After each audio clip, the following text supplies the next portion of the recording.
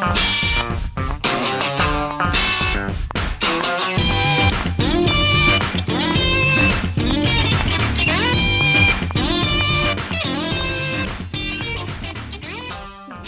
everybody, thanks for joining us this week. You know you're in for a treat when you hear that tune because it's time for another edition of the Rec Poker Podcast. This is the chats edition of the show where every week we talk to a different luminary in the poker world. We also have our forums edition where we get a little deeper into the strategy. That comes out next week. But I'm so glad to be here. I have the best job in the world. If you don't know who I am, my name's Jim Reed. I'm Bluffsterini in the home game and at Rec Poker Jim on Twitter. While we still have a Twitter, you can check me out there. But I'm just one of the people involved here at Rec Poker. I have to thank our sponsors, the Running Aces Hotel, Racetrack, and Casino. They're a fantastic group that have been behind us all the way since day one. And of course, I've got to thank our Wrecking Crew members. I'm just the guy they give the mic on Mondays. It's a whole group that makes the magic here at Rec Poker happen. And we're actually going to introduce our very newest Wrecking Crew member, Joe Coolis. So, Joe, welcome to the Wrecking Crew. And why don't you tell the folks what your handle is in the home game and where they can get a hold of you? Okay, my name is Joe Coolis. My handle in the home game is Elvita11. But you also can get a hold of me currently. The best way is probably on Twitter at Joe Cool with a K, PhD. He's a lot of fun over there on Twitter. He's also fun in our strategy segments. He's going to be bringing his own study group to the table in 2023. And if you're listening to this on the day it comes out, happy almost New Year. It's December 30th, and we are all excited to close the book on 2022. I personally just cannot wait to see what the new year has in store. And we are closing it out with a bang. I will say, if you want to find out more about me and the rest of the Wrecking Crew, you can go to rec.poker/crew. But enough about us bums. We've got Nick Howard on the show today. So I'm extremely excited to be welcoming Nick Howard onto the show. Nick, thanks for making some time today, and happy holidays to you. Thanks, Jim. Thanks for having me on. I'm excited to get into it with you guys. Yeah, well, you kind of know what we're all about here. We were talking just briefly before we got on the air. We're a mostly recreational poker group. Some of us take it very seriously, but we have day jobs, and this is something that we do for fun. We kind of measure our success on the felt by how much we're enjoying it, and if we can take some money home at the end of the day, it is more fun when you win. I'm sure everyone can agree with that. You've really come so far in the world of poker. Let's start. I usually ask our guests to kind of define themselves first, so that if listeners haven't heard of you or if they don't know what you're all about, you've been a player, you've been a coach, you founded this Poker Detox program and company. Where do you kind of place yourself in the poker world these days? Easiest way to put it is to start from the present and probably back up. So currently, I own Poker Detox Coaching and Training.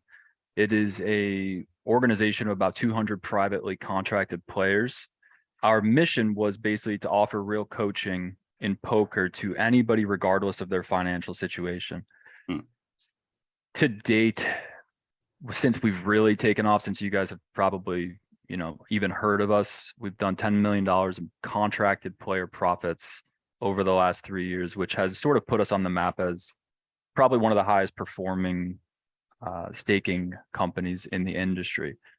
The reason I went in that direction is what would take us back to the earlier story of my career as a player. So I can give you a brief overview of what led me in this direction. I started playing poker when I was probably 13, like well underage. It's the type of thing for me where I'd come home from high school with a couple of my buddies, and it was around the moneymaker era, and we would sign on Poker Stars, and we would scout the tables and take our shot at 3-6 no limit, with our allowance money and whatever we had hustled from the cafeteria card games. And that was like a rinse and repeat process for a while. We're like, let's just try to make this thing happen. Clearly a very naive approach, but back then it was more exciting to just be in the mix of it. I mean, you guys are old enough to know what happened with Moneymaker and how that really put poker on the map. So that's what sort of initiated my career. I think I was, 13, 14, 15 around that time. Ended up sticking with poker, made a whole career out of it, probably twice, I would say. I sort of split my career into two phases. I had a decent amount of success up until the time I was like 21 or 22. Then I lost pretty much everything because I stagnated for a while. Then I built it back again using different methods. And once I approached that second threshold, I was like, I think we really have something here that allows people to approach the career in a more reliable, scientific way. And that's really what the inspiration was for the company. It was sort of a passion project to try to reconcile my own struggles as a player, which the more I reflected on it, stemmed from really not believing like I could look people in the eye and say, I have a reliable career here. This is a reliable career choice. The more honest I became with myself over the years, I think the more conscious I became, the more I recognized that the type of strategies I'm using, the type of rationalizations that I'm analyzing hands from really don't leave me feeling comfortable at the end of the day, if I'm honest. There was a time where I was able to delude myself more so and like hit the pillow at the end of the night and be like, whatever, I did my best today. And I think I'm playing a strategy that really performs. Then as I started to become more scientific and hang out with more people who took more of a scientific approach to data analysis, which is really what distinguishes our program from anything else at this time, I started to realize that a lot of the thought processes that I was using to talk myself through hands would be virtually inadmissible in a scientific discussion. And when I started to recognize that, it really caused me to address myself. And that's what I mean when I start to question, is this a reliable choice I'm making? Am I being responsible here? Because I could have done a lot of things with my life. And I went into poker thinking, I'm going to prove myself in this path. And I do believe there is skill here objectively, not just because I think I'm better at reading people. Now, for the live players out there, that is a very valid dimension. But where we train primarily, which is online, you lose that dimension of the game pretty quickly. So you need to learn to rely on other things. And the method that we've built concentrates itself more on the data analysis, scraping millions, hundreds of millions of hands of population data from online play, and then working with ex-physicists and quants to basically parse that information, churn it into protocols that say, on average, this is the right play to make when you see these patterns occurring. That was really what I dreamed of having for a method, because it was what I lacked coming up. I always felt like I was getting different answers to every hand, and it made me feel very insecure inside in terms of the career reliability. So what data has given us is a stable decision-making process where everybody who subscribes to the method can look at a hand history and they can say, these data points are clearly in play. See this pattern? And when this happens, we do this. And when this happens, we do this. And what you're essentially doing is counting data points along the way with a measurement system for being able to evaluate them. Something about that seems to give the types of players that gravitate toward us a new level, a new sense of reliability in the career. And that really was my vision. I want poker players to feel safe doing this as a career. And previously, I wasn't able to find it until I started working with the data-driven method. So that's sort of a roundabout way of bringing us back to the present, which is sort of where we're at now. We use population data analysis to refine methodology in a way that makes decisions systematically reproducible for a player in a poker hand. Now, I know Joe's got a couple questions about that process itself. I was hoping just to start by kind of taking a more newbie look at what that looks like. So one of our recent guests, Doc Sharon, has been all over Twitter recently. She's involved in your Poker Detox program. She's loving it. And, she's got a great attitude about poker, a great learning mindset. She's not at all afraid to put the time in, to put the work in. I know she was saying that she recently got to a certain volume of hands that you require before you can kind of start doing some analysis. Can you just tell us a bit, sort of like, as someone who's coming into the program, what is their road like? What are the things that they do to prepare for this? And then how does your system, what does it look like when it's applied in that individual case? So the first portion of our program is called 30-day training camp. It's basically a 30-day sequenced lesson course where you get a manageable dose of content every day for 30 days that sort of acquaints you with how our methodology looks. We decided to structure it in that way because we've learned over the years that a manageable dose of content daily with accountability to a community and also some cool mission prizes attached to it is the best way to keep the ball rolling for people when they're learning something new. So most of our attention was on creating that structure. We put a lot of focus on generating healthy systems of accountability and almost like gamifying the study process, because for a lot of people, that's the sticking point. So the premise of that camp is, how do we make studying fun? And how do we get people okay with making mistakes? Because there's going to be a lot of them at the beginning when you're learning a new thing. Embracing that aspect of it in a safe place alongside new content that is objectively measurable was our first objective. Let's see who's compatible with this even. And that's an important conversation in every single camp. It should probably be something that we are more upfront about even before a player joins, but it's hard to have this conversation unless you have someone sort of on the hot seat and you're able to ask them, why are you really playing poker? What is it that you're really trying to achieve here? Most people will say, I want to get to high stakes. Most people will say that. If it's not that, it's some variant of that where it's like, well, I also have a side job, so I'm actually just trying to make some good money on the side, and I would be happy with that. But when we start to dig at that narrative a little bit more, we usually find that a person typically has an idea of how they want to go about getting the result that they want, whatever it may be. Get to high stakes, make some side money.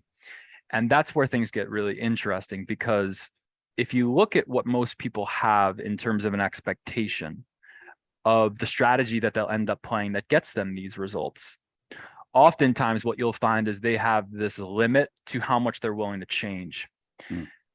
When you really poke at it, many people end up telling you, well, what I'm really looking for is a strategy or a training program that meets me where I'm at and doesn't change too much, just lets me keep doing most of what I want to do and fills in the blanks. At this point, I'm usually very kind, but also realistic in saying, what you want probably doesn't map to your objective. And now you have a disconnect in terms of the player's vision for what needs to happen and what actually needs to happen in order for you to get to the result that you say you want. So that's where we come in usually, with a kind and grounded addressal of that objective. That's almost always where I start with players. And the players that end up being compatible with our program are the ones that come in and say, look, I'm ready to admit that I believe a lot of things about poker that actually aren't true, especially when you map it against the behavior of the pools. I'm willing to sacrifice what I believe is true in order to subscribe to something that is proven and reliable. And now here's where you get to a friction point with the way that we train, is that we don't really have a high tolerance for someone who doesn't want to do things our way. And I'm very careful about how I say that. I know that comes off almost militant, but there's a very specific reason for that players tend to misinterpret. The reason that we have such specific protocols for the way that we operate, simplified protocols that don't allow the player to wander all over the game tree as they approach their session. Protocols that say, stay in these lanes, play these lines, use these bet sizings, they perform, and they're practical. That's not because we have an overly controlling attitude about how a player should behave at the table. It's actually much more subtle than that. The reason that it's important to control a player's strategy in a way that narrows, condenses the game tree, doesn't allow them to play so many lines, sizings, is because it actually shortens the feedback loop of that player's career when we're using a data analysis process to give them reports on their play. And that's the real advantage of the data-driven strategy, is it has found a way to shorten the feedback loops in a career where the feedback loops are actually longer than any other performance arena in the world. I haven't found one where they are longer. And the downsides of having very long feedback loops is that you can lose your mind in the process of fighting against variance to get back to a normal stretch of luck. Josh Waitzkin, who was a big inspiration for pretty much everything I did in terms of how I organized methodology. He was one of the greatest chess players in the world, and he's gone on to other awesome performance-based talks. He did a podcast with Tim Ferriss 3 or 4 years ago where he was asked, what is going to be the biggest breakthrough in financial investment arenas over the next few years? And Josh actually mentioned poker, I think, in the podcast. He said the people who are able to find a way to shorten the feedback loops will prevail. He understood this principle at a core level, that speed is actually generated from being able to give clear, decisive feedback on the player's performance, which is something that's very, very hard to find in the poker community at large, because you have to be working with data in order to do it in a measurable way. So what this ends up looking like is the player plays 50,000 hands. They can submit their database. The engineers plow through it and say, you're missing your targets here, here, here. We can show you where your frequencies are off. Here's a collection of hands that shows you how it manifests in real time. Go make these improvements, play another 50,000 hands, and we'll see how it checks out against the data. That process is what really gives the player that sense of reliability that I haven't seen offered anywhere else. But it's only because I think we were the ones that pioneered data-driven strategies in a way that really tried to foster the sense of safety. So we're a bit ahead of the curve. We try to stay ahead of the curve in it, but there are other training programs and staking programs even that have now adopted this. And I believe it will become more popular, dare I even say the norm, a decade from now, but let's not get too ambitious. I want to follow up on a couple things I heard in there. So so your program is kind of like, there have been these hybrid staking / coaching arrangements for a while. I think people have kind of understood that there's a mutual investment that goes on in these situations where people are working together to better themselves and each other. Obviously, we're a big believer in learning along with other people here at Rec Poker. The opportunity cost of trying to learn on your own is great. You can learn on your own, but you'll do it faster and more effectively if you get other people involved. Mm-hmm. My question is, when you're dealing with data analysis like this, there's always a trade-off between having a very large sample size, but then also having a sample that's specific to the user that you're dealing with. So if you work with a range of students, how do you kind of tailor their feedback to the games that they might be playing? Or is it more about kind of finding a more fundamental or absolute answer that then you can sort of tweak on a case-by-case basis from there? Yeah. I avoid absolutes like the plague because I think they're typically not useful. That said, it's a bit of a paradox. So I'll start with an important distinction.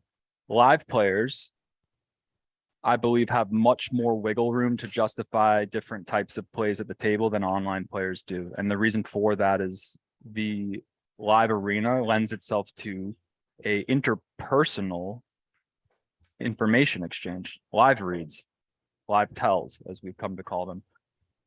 So typically, a good calibrated live player can be weighing the scales of a certain decision, where you guys know a lot of decisions in poker are just close.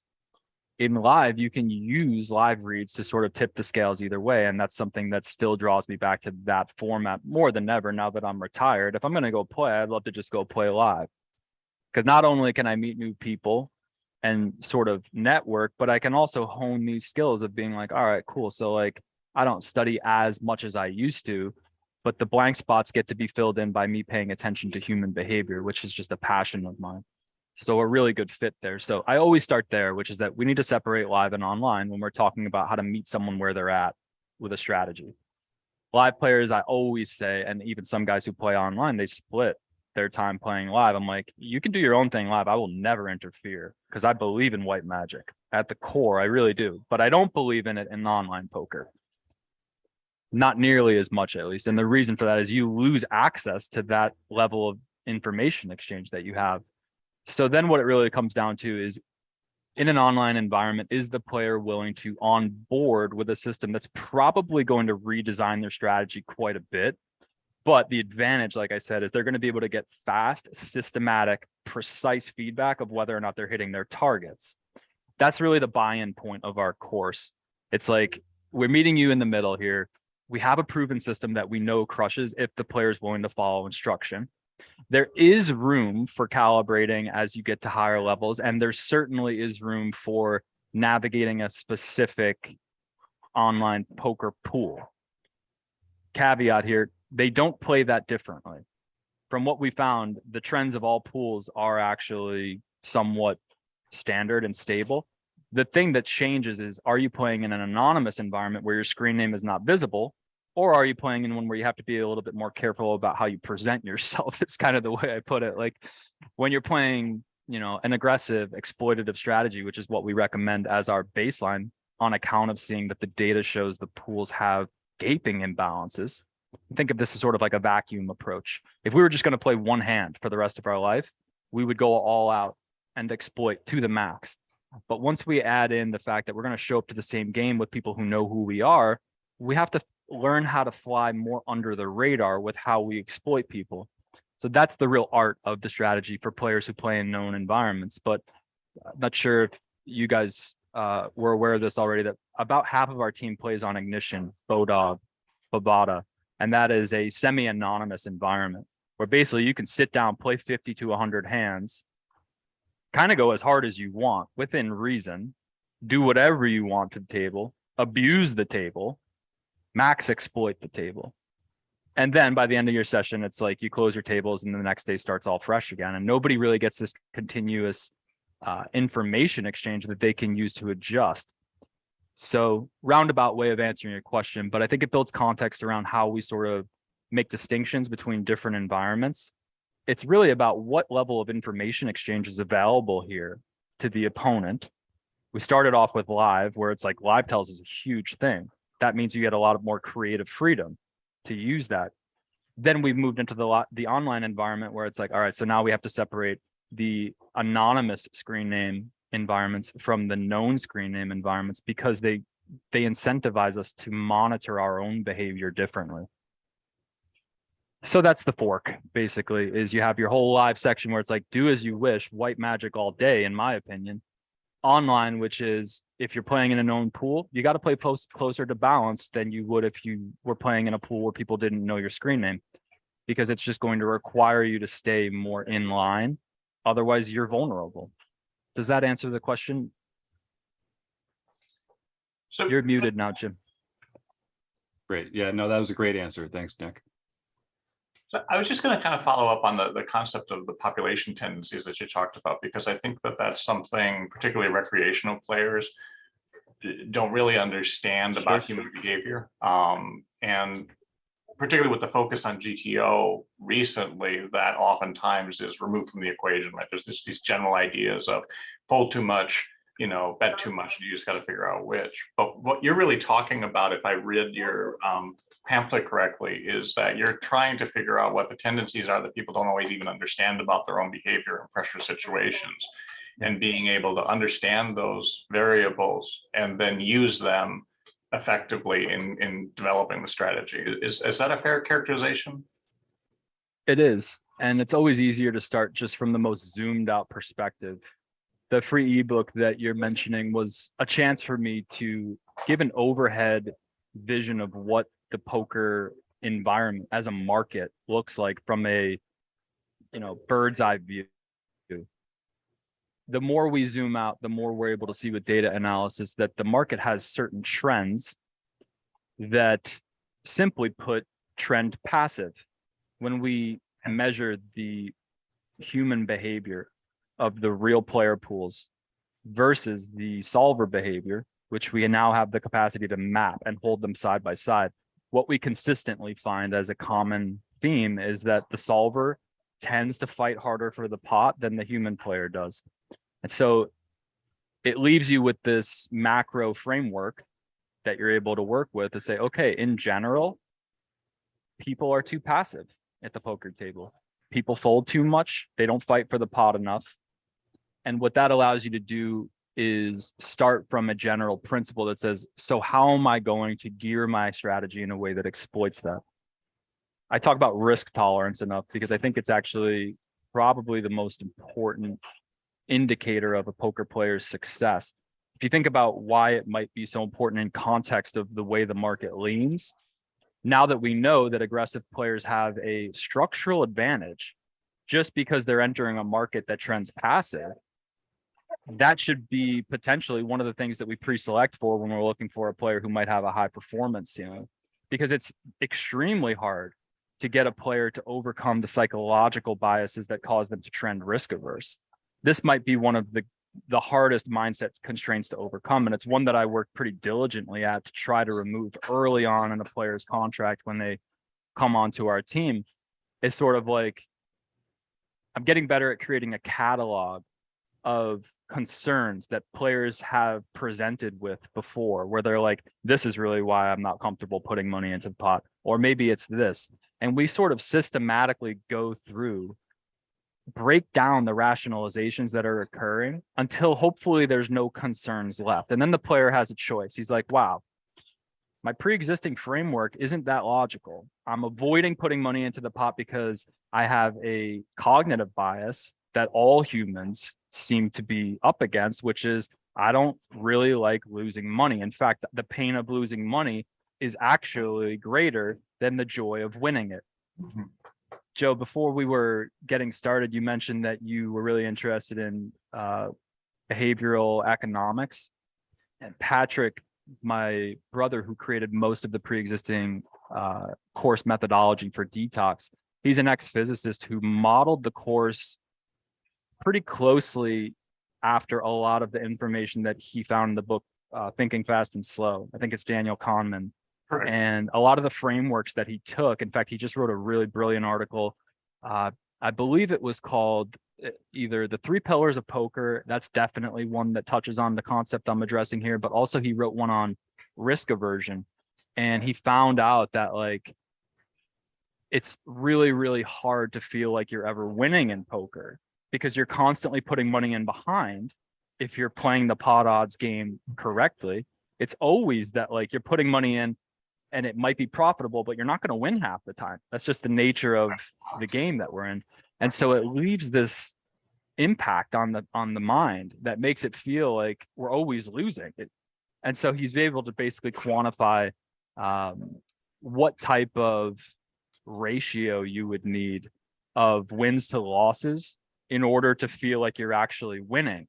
Okay. And it's really interesting to see how that maps to a human brain. So he was able to basically say something like, my risk tolerance is basically once I start losing this amount of pots more frequently than this amount of pots won, or if he converted that into a dollar amount, he would be like, this feels like I'm losing even when I'm not.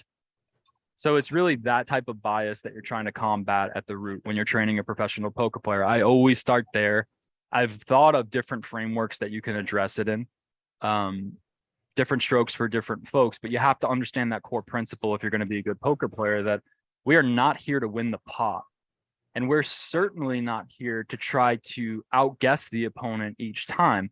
We have to arrive at like a fundamental acceptance that doing the right thing on average results in us doing the wrong thing in the moment very often. And this is not something that a lot of poker players have really integrated at a core level.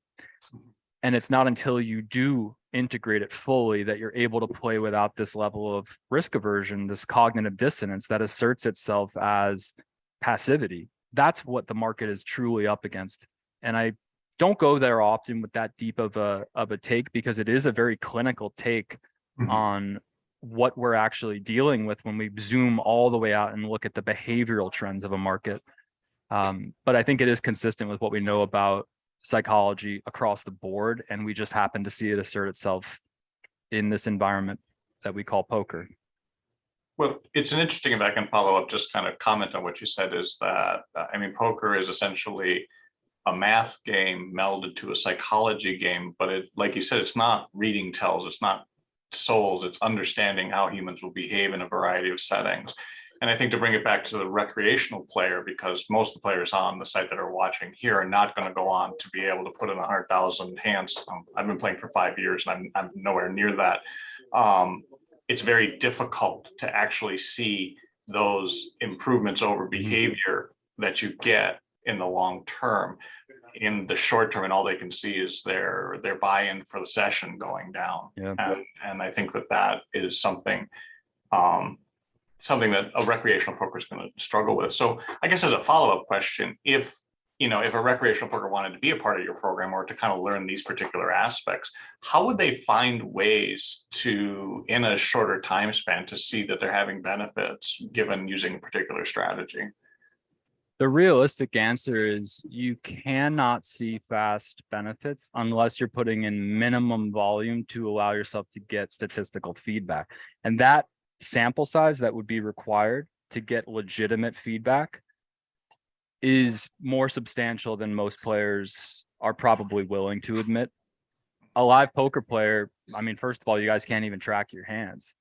So, and I'm being realistic here. Like, this is why live will be a different entity and will never really be subject to the same restrictions as online, because there is that limitation in the feedback loop where nobody's really able to figure out whether or not they're doing something correctly over a consistent sample. So it's sort of the battle of who can trust their own judgment. It's the battle of who can stay consistent without losing their mind over rough stretches. That's really what separates the best live players, in my opinion. It's a very logistical focus where it's connected to their mindset, but it's like, I'm just going to show up and do what I think is more or less the basic consistent winning strategy. There's a lot of recreationals that I can get money from in these games, more so than online. That's my focus. I know my limitations in terms of being able to get real reliable feedback. That would be my advice, actually. It's counterintuitive, but you're asking me how can they speed up the process? By accepting the structural limitations of the model that they're actually in. Okay. And then working with what you have, because it isn't that hard to make money off of other recreational players. I tell my poker friends this who have real jobs in Las Vegas, like bartenders and stuff, and they'll constantly ask me, like, what do you think my potential is if I just get off work go to the Venetian at 1 a.m. and sit? And I'm like, if you play good starting hands while the other people are drinking and splashing it up, and you just focus on that, and then you just have your general baseline strategy from there, you will make $20 an hour. At 1-2. 2-5, you could probably make $50 an hour just by doing that. So I always give that type of starting advice to somebody who's like, what's the real potential here? It's like, for the live environment you're considering, it's discipline. You don't need a very high level of strategy understanding to be able to go in and execute in a way that performs, because there is so much loose recreational messiness going on, for lack of a better way of putting it. And you're just sort of there you almost have your hat out collecting from the rec fund. So I know it's not a satisfying answer for your live players, but I'm very I make a habit of being very to the point with this type of information, because you are dealing with the most mature investment industry in the world when you actually map it psychologically. It requires a very high capacity to navigate cognitive dissonance over long timelines. We've done our best to shorten those feedback loops with the data-driven method, and still it requires players to have a lot of faith that things are going to turn around and when a stretch is bad, and a lot of faith to keep showing up every day and applying themselves consistently. So I won't give any false optimism to the people who are playing poker part-time in a live environment. You guys are probably playing something like 10,000 hands a year max.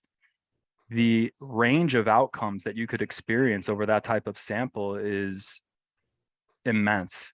And maybe you only are supposed to have 30% of your 60-70% of your years that are actually winning. 30 to 40% of your years you'll be straight up losing. You're not even doing anything wrong. It's just that type of sample size that restricts your ability to get any type of reliable feedback from the game, let alone reliable earning power. So my advice, don't go into it depending on it if you're not going to commit to it full time. That's really the most mature advice I can give, and just accept the limitations of the model. Yeah, it still makes sense to show up and do your best against players who you think you're better than, but be realistic.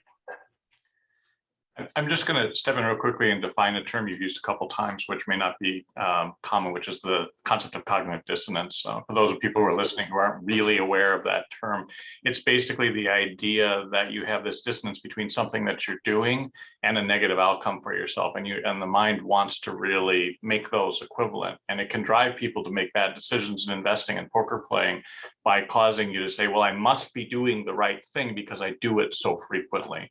And solving cognitive dissonance in the sense of being clear about it is going to make you a better player going forward, because you're not actually biasing your own and making negative moves or negative behaviors in order to resolve that discomfort with a particular outcome.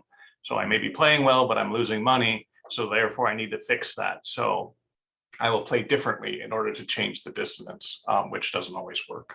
So Thanks for the clarification. I need help with that sometimes because I definitely fly by stuff that needs a deeper look. sure. So look, Jim, I didn't want to, do we still have time for me to ask one more question? Yeah, of course. Please.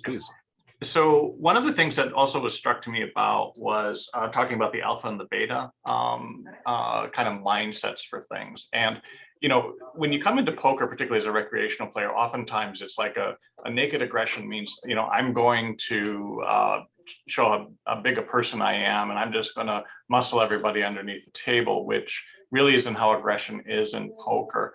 And to some degree, it felt like you're really talking about fluency. It's like understanding everything, playing a particular strategy so well and so frequently and so automatically that you don't actually have to think about it. It just becomes a part of, I just keep doing this and I keep doing this and I keep doing this, and emotion never comes into it.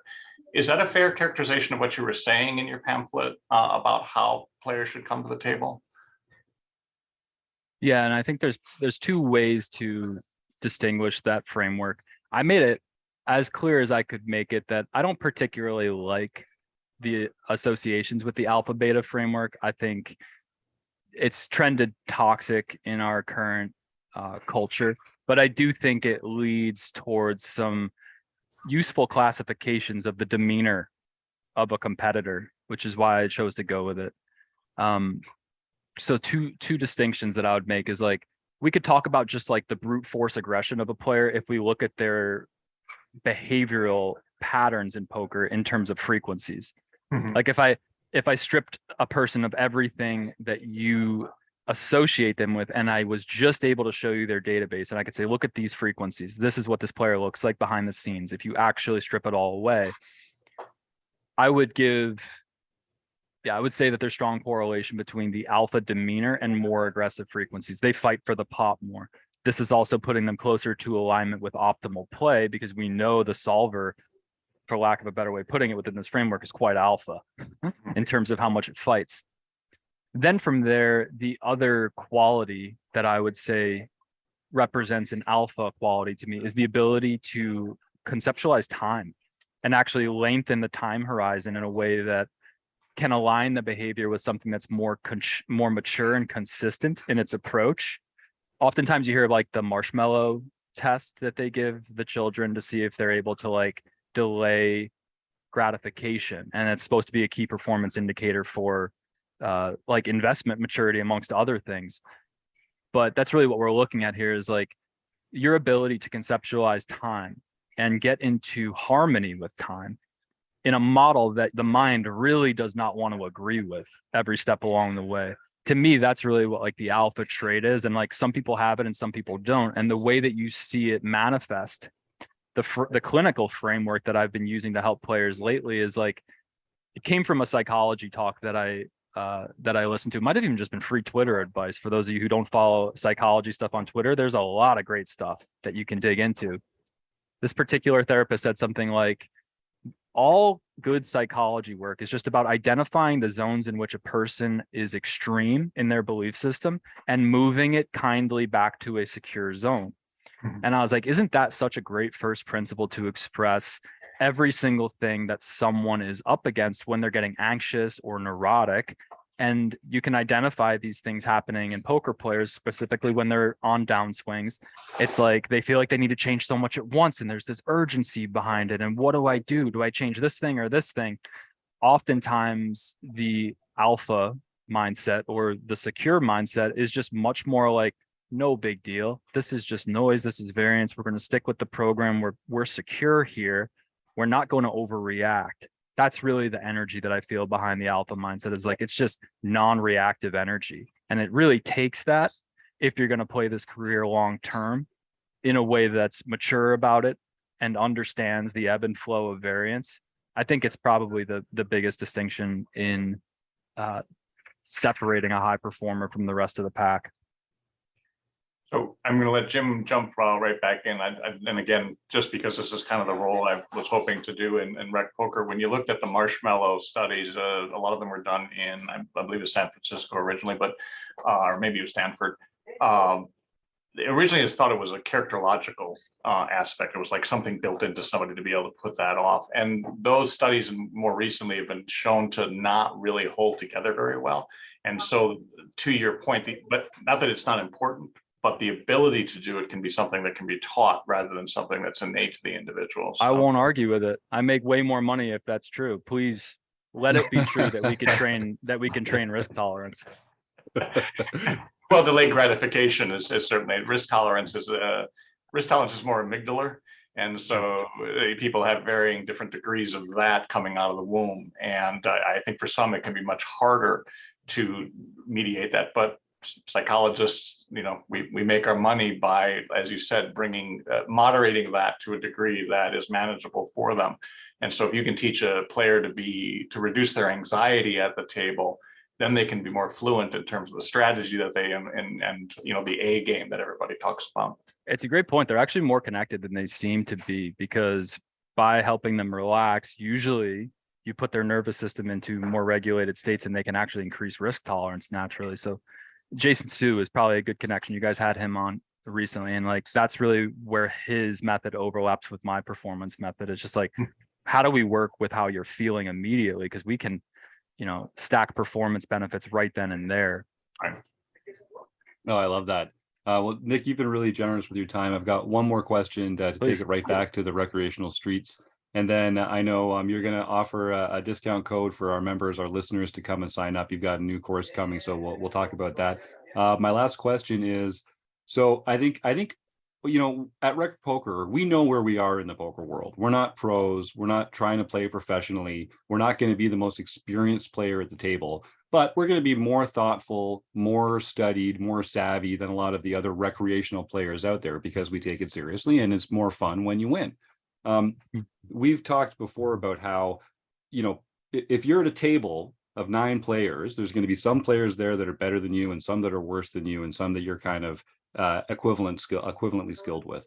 I think people get the sense that they have to be the best player at the table in order to really crush that table.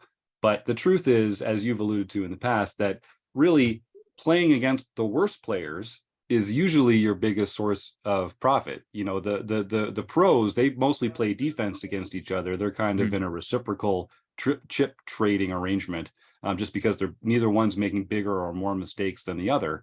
Capitalizing on the mistakes that the less experienced players make is a great source of profit. So I guess my question to you is, as a lot of our listeners are going to be the more recreational players at that spot, what are some of the main problems that they have, some of the biggest leaks that they have? Like what are some ways that they can maybe play a little defense at the table when they're playing at a table where they might feel like some of the players there have an edge on them? Sure, that's a great question. The highest impact advice I could give is to stay in control of your starting requirements pre-flop. There's a joke we have in the company that if recreational players ever started playing good pre-flop ranges, we all might be out of a job pretty quickly. Because if you think about what that does to the rest of the streets, if they were to just start playing sounder from the jump, it fortifies their strategy on every next street, because this imbalance that they tend to create pre-flop, which is just to play way too many hands, that bleeds into every next street and it compounds itself. So knowing that, if you make sure that you don't start wildly chasing pre-flop hands that you shouldn't be playing, you eliminate that leak from occurring in your game. That is probably the biggest edge you have, just in terms of a sweeping statement, assuming that you have like a baseline understanding of how to navigate post-flop. that's one of the biggest differences right there. And that's the thing I was saying. I tell to my bartender friends, I'm like, just go and play strong starting hands. It's the most reliable thing that you can do. Keep coming back to that word because I think it's really what everyone is looking for when they're at the poker table, whether they're conscious of it or not. It's like, I want the reliable method that's going to make sure that I'm giving myself the best chance to win because it is more fun. So that would be the first thing I would say. Don't even worry about the fact that, you know, you're not suited to battle against some of the better regs.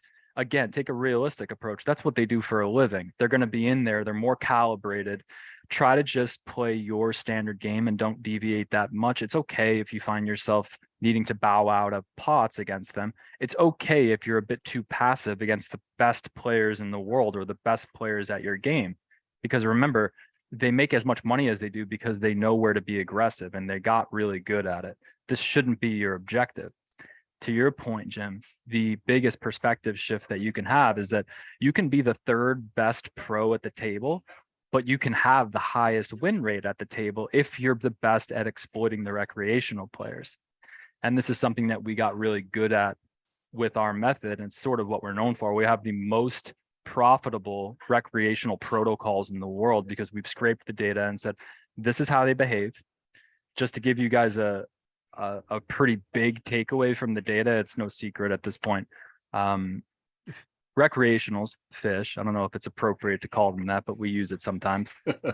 They do a lot of things that they shouldn't do in terms of betting hands that are technically too weak. And I'm not just talking about bluffs. I'm talking about like they'll bet a lot of weak pairs sometimes that should actually just be hands that are checked. So if you look at how that changes your incentives to play against fish, you should be doing a lot less folding when they're betting. You should be defending a lot more pairs on the river when you face bets. It might not come as natural to you to hear this information, but going back to what I said at first, you believe things about poker that are not true until you work with data. So I'm not saying this is a universal truth, but there are many parts of the game tree where if you're up against a recreational player, the difference in how you would behave if you were able to see all the data is you would start defending weaker pairs when facing a bet. This is the fundamental principle I can give the users that will provide immediate impact if you actually stay consistent with it.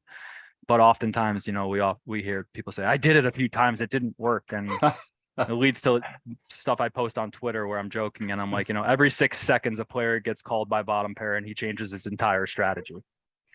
These are the type of things that we have to try to avoid if we're going to be strong marshmallow competitors. That's great.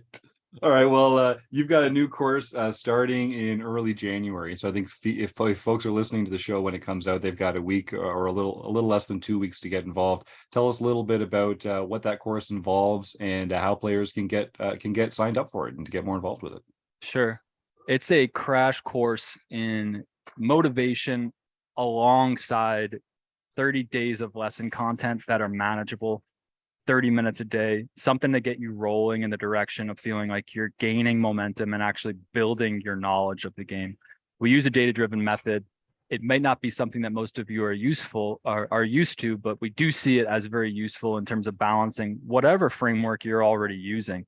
So we don't really take a strict approach to the camp. It's sort of like view it as menu items, ingredients almost that you can add to your menu if they feel like they resonate. We stacked it with guarantees, so you don't even have to make a decision. Just get in there with the guarantee, make a decision once you're inside and you see everything that we're working with. And then if you end up liking it, we have opportunities for you guys to join on with longer private contracts. CFP, coaching for profits, is what that's there for. It's the highest performing players from our camp will end up getting offers to upsign to those types of private contracts if that's your flavor. So I'm going to give you guys a bonus code if you want to check it out. I'll also give Jim the link to the 30-day training site so you can see it. We'll use balance as the bonus code. That camp is closing doors on January 7th. So you got to get in by then if you want to make it into the next flight. Otherwise, we won't be doing another one until springtime. Just want to say thanks, guys, for giving me a chance to elaborate on some of this stuff. I know it can be a bit heavy with all the science involved, but I really appreciate Joe being able to be here and kind of like slow me down and deconstruct a lot of it. Yeah, It was great. One of the things I love about the Wrecking Crew is we've all had this success in other parts of our lives, and we get to bring that mindset into the poker world. This game that we all love so much. Joe, do you have any parting thoughts before we let Nick roll on out of here? No, I just wanted to say thanks for letting me kind of pepper you with some questions and get into the weeds a little bit about this stuff, because I think it's pretty interesting. I hope that the rest of the Rec Nation does as well. Anytime. Well, Nick, thanks, Joe. Folks, if you're listening and you want to get involved, you can use the code BALANCE to get signed up by January 7th, and I'll include that and a link in the show notes here. Nick, if Twitter still exists in 2023, is that the best place for people just to look you up personally, or how do you like people to say hello and to tug your ear? Yeah, get on Twitter and message me there if you want to talk about any type of ideas around your career. I'm always open to a discussion.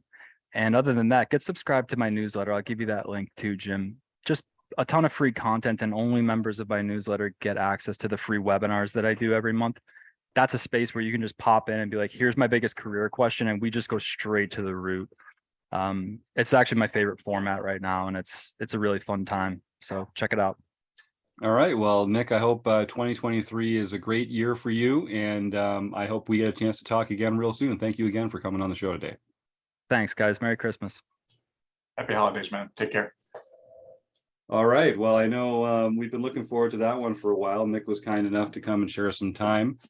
We did record this one just before the holidays. So like I say, if you're listening to this on December 30th, I want to just say Happy New Year to all of Rec Poker who's out there listening. It has been a crazy year, Joe. I don't know what your year has been like, but it has been a crazy year for Rec Poker. It's been a crazy year for me in my own personal life. Lots of highs and lows all over the place. I won't list them out here, but there have been some peaks and valleys. I can't wait for just the slow, steady incline that 2023 has in store for us, I'm sure. Looking back right now, I'm so proud. We just passed our 1,000th member at Rec Poker, or just at the time of this recording. I think 1,001 people had signed up, which is pretty mind-blowing. That's pretty crazy to think that over 1,000 people have come on up and signed up for a free community account at Rec.Poker. They're enjoying the home games, the podcast, the forums, the Discord channel, the free videos on YouTube, all the great stuff that we do there. And I know, like yourself, some of them have gotten more involved and dipped a toe into the premium membership, and found that they've got a role on the Wrecking Crew, a place to come and help the rest of the poker world kind of explore their own love of this game. So that's just something I'm really proud of, and I'm grateful to you and the other members of the Wrecking Crew, Joe, for coming and doing this along with the rest of us every week, because Lord knows it takes, as I'm fond of saying, it takes a village around here. Joe, since it's just you and me left, I guess I'll ask you the last question of the year. In your professional opinion, is Die Hard a Christmas movie? See, I don't think that's actually the real question. I'll say that it is. The real question is always, is The Nightmare Before Christmas a true Christmas movie or a Halloween movie? But that creates even more anger than the first one. I like that, though. That's a really good take on that. All right, well, that's something we're gonna have about 11 months to get to the bottom of that, and then I'm going to ask all our listeners to start thinking about that, and we'll get back into that in Christmas time 2023. That'll be a worthy question for the panel when the time comes around again. Well, then, without further ado, I just have to thank our sponsors, the Running Aces Hotel, Racetrack, and Casino. I want to thank Nick Howard for a great show, Joe Cool for joining us here on the podcast tonight, everyone else on the Wrecking Crew, all our premium members, and you, the audience. Thank you so much for your support. See you next year.